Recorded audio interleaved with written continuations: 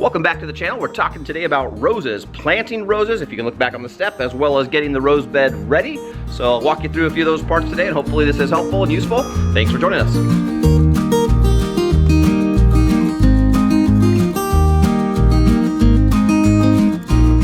All right, as I mentioned, we're gonna be talking about this. Let me start by backing up to what this was before. I've got some footage from back in the fall when I dug this up, the grass, when I took care of kind of getting the compost in there, some coffee grounds. So let's start by backing up first. All right, so here's the grass getting dug up and figuring out what the shape of this is going to be, kind of curving it around the building and digging up that top 3 inches of grass.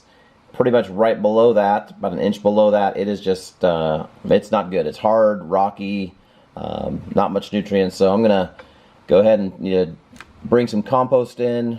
I'll bring in some coffee grounds and some leaves, just kind of till that into the top 6 to 9 inches or more, and let that thing sit over winter time. So there's the coffee grounds, and then you're gonna see the leaves, and then I took a pickaxe and have been just kind of tilling that in, shovel, kind of mixing it all together, and then I'm just going to let it sit. All right, so taking you over to here, what I'm starting with, I've got several roses here, as well as a couple that are planted that I'm probably going to transplant over. So I'm going to kind of figure out the best spacing and colors.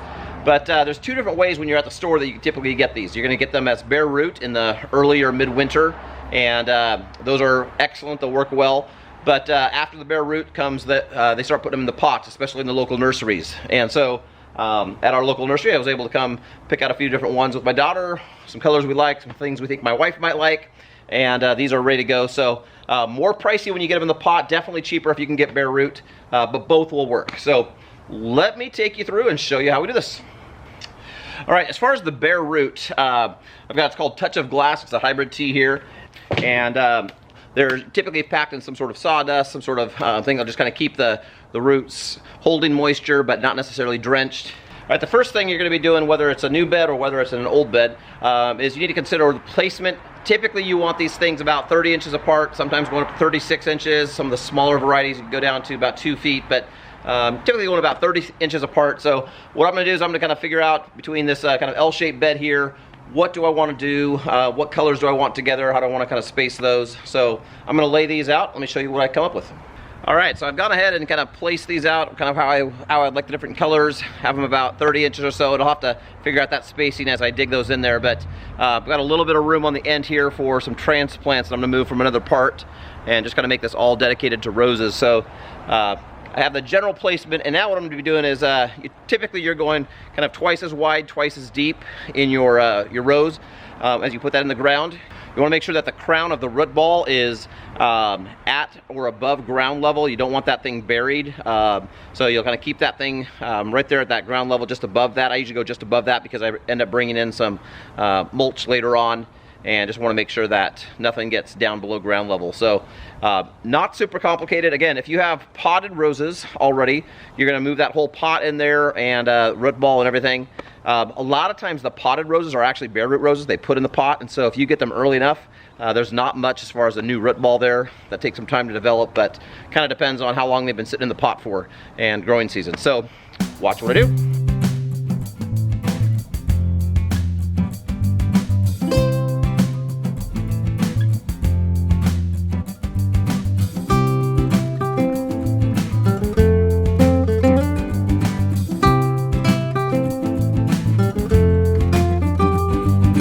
I want to stop and show you one little tip. So these ones came in pots, and as I mentioned, they're probably pretty early on in the season, so I can tell these things have not been sitting in a pot all year long or for 6 months developing roots and all that. So pretty much it's a bare root with dirt in it, so not necessarily a great value as far as bare root prices versus a potted plant, but that's fine. Notice how they've got this thing about 6 inches up off the dirt, and then this is where the roots really go and just shoot down. So I'm kind of using that same idea. I want where the roots start, where the root ball starts, I want that right at ground level going down, and I want to keep the stem and the stalk going up out of that dirt.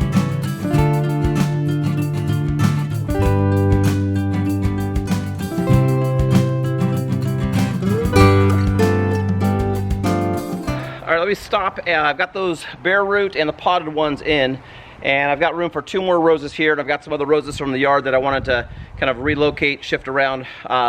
This is an example of one that's been in there for several years, probably 4 or 5 years. I just dug it up, and you can kind of see what the roots look like. Digging up, a few of those got broken, so I'm going to go through and just clip when you're transplanting. If you have any roots that are damaged or broken, clip those off, kind of get those in shape. And I'm going to go a little bit deeper here just to make sure I've got some good soil underneath this. And then you can see, I think, you know, I had the dirt up to this level here. I probably should have had that dirt more here, so I'll kind of adjust that dirt level. But yeah, and then just prune this down a little bit, so this will be ready to go. Check out how we do it.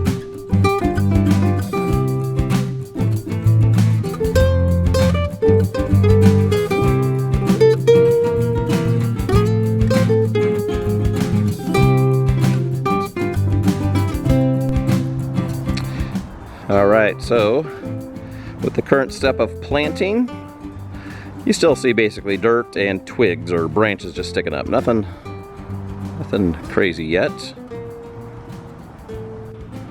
Here we've got, this is one of the bare root.